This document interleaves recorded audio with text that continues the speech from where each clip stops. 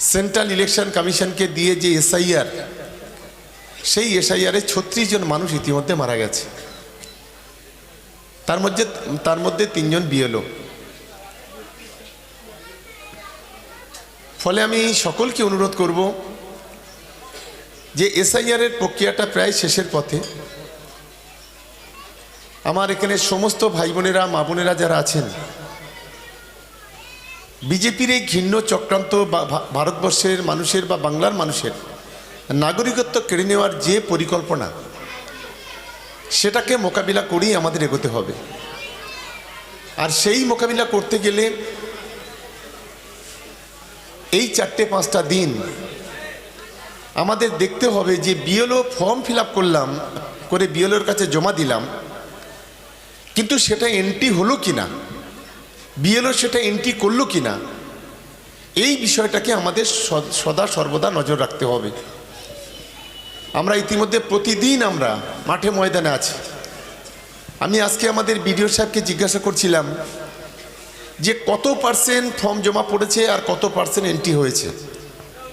BDO সাহেব আমাকে বললেন যে 88% আমাদের ফর্ম এন্ট্রি হয়েছে আর প্রায় 100-র কাছাকাছি আমাদের জমা পড়েছে। এটা আমাদের কাছে অত্যন্ত আনন্দের।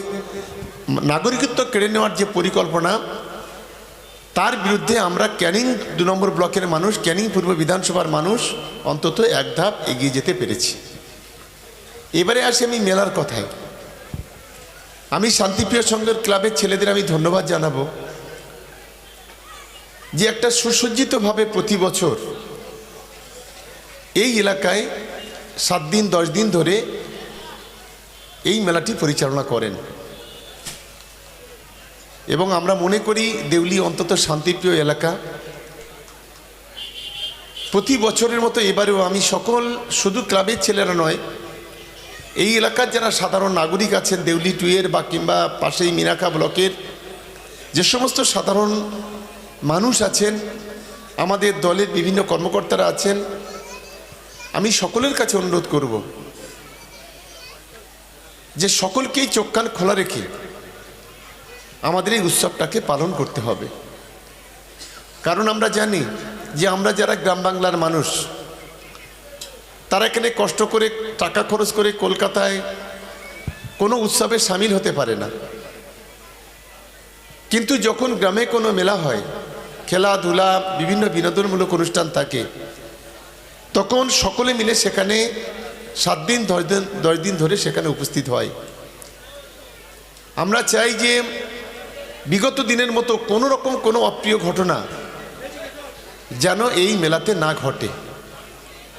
আমি ইতিমধ্যে জীবনতলা থানার যারা দায়িত্বে আছেন তাদের সঙ্গেও কথা বলেছি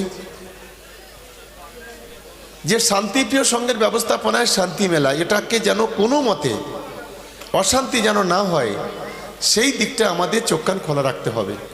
আমার আত্মবিশ্বাস এই এলাকার মানুষের যে একতা, যে ঐক্য, এখানকার হিন্দু মুসলমানদের, খ্রিস্টান আদিবাসীর মধ্যে যে সম্প্রীতি আছে, একতা আছে, ঐক্য আছে, আমি মনে করি শান্তিপূর্ণভাবে এই মেলা আমরা শেষ করতে পারব। পাশাপাশি সকলকে অনুরোধ করবে যে আমরা অতন্দ্র প্রহরীর মতো আপনাদের সঙ্গে আছি। আমি নিশ্চিতভাবে মনে করি আজকে দেউলি বাজারকে কেন্দ্র করে বিভিন্ন ধরনের আজকের কানেক্টিং রোডগুলো আমরা তৈরি করতে পেরেছি। দেউলি বাজারকে কেন্দ্র করে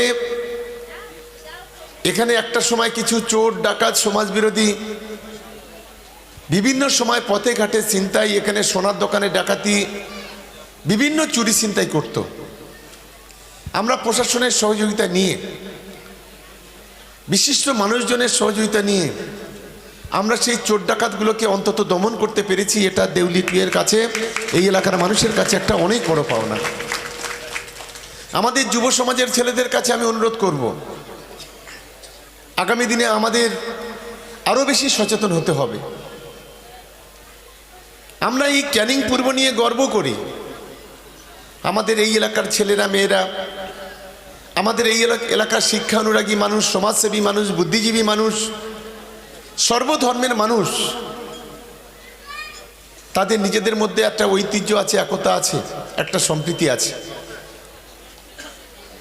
সেটাকে বহন করে এই এলাকাকে এগিয়ে নিয়ে যাওয়ার চেষ্টা করে। কিন্তু একটা অংশের কাপুরুষরা আছে যারা ক্যানিং পূর্ব সম্পর্কে বড় বড় কথা বলে, ক্যানিং পূর্বের মানুষকে অসম্মান করে, ক্যানিং পূর্বের মানুষের সম্পর্কে মিথ্যা কথা বলে। কিছু মানুষ আছে ধর্মীয় ভাবাবেগ তৈরি করে অরাজকতা বিশৃঙ্খলা তৈরি করতে চায়। আমি ক্যানিং পূর্বের মানুষের কাছে বলবো, কে কোন রাজনৈতিক দলের লোক আমাদের কাছে বড় কথা নয়। আমরা এই মাটির সন্তান, এই মাটিতে জন্মেছি। এই মাটি আমরা কোনো রকম কখনো যেমন অপবিত্র হতে দিতে পারি না, তেমনি আমরা অসম্মান কখনো আমরা বরদস্ত করতে পারি না। এটা আমাদের সকলকে প্রথম মাথায় রাখতে হবে।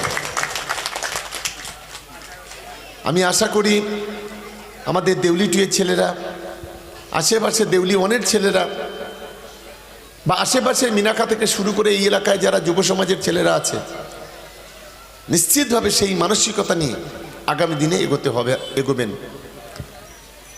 এবং যে কদিনই মেলা চলবে সারা রাত আমাদের ফোন খোলা থাকে। কোনো ঘটনা হলে সঙ্গে সঙ্গে যেন আমরা খবর পাই।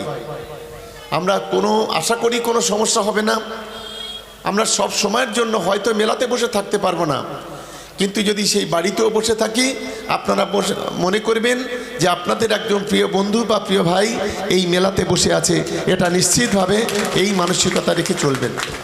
তাই আমি সকলকে ধন্যবাদ জানাচ্ছি। আর একটু থাকতে পারলে ভালো হতো, কিন্তু আমার আরও দুটো মিটিং আছে।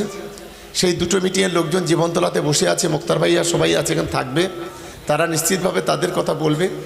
আমি সকলকে, বিশেষ করে আমাদের দেউলি বাজার ব্যবসায়ী সমিতি, আমাদের শান্তিপ্রিয় সংঘের ছেলেরা, আমার দিদিরা বোনেরা যারা আছেন, এই এলাকার সাধারণ নাগরিক যারা আছেন, পাশে আমাদের আকবর ভাইরা আছেন, আমি সকলকে পূর্ণাঙ্গ সহযোগিতা করার জন্য আমাদের দলের পক্ষ থেকে এবং আমার পক্ষ থেকে আরও একবার ধন্যবাদ, অভিনন্দন, ভালোবাসা, নমস্কার জানিয়ে, সালাম জানিয়ে আমার বক্তব্য আমি শেষ করছি। নমস্কার।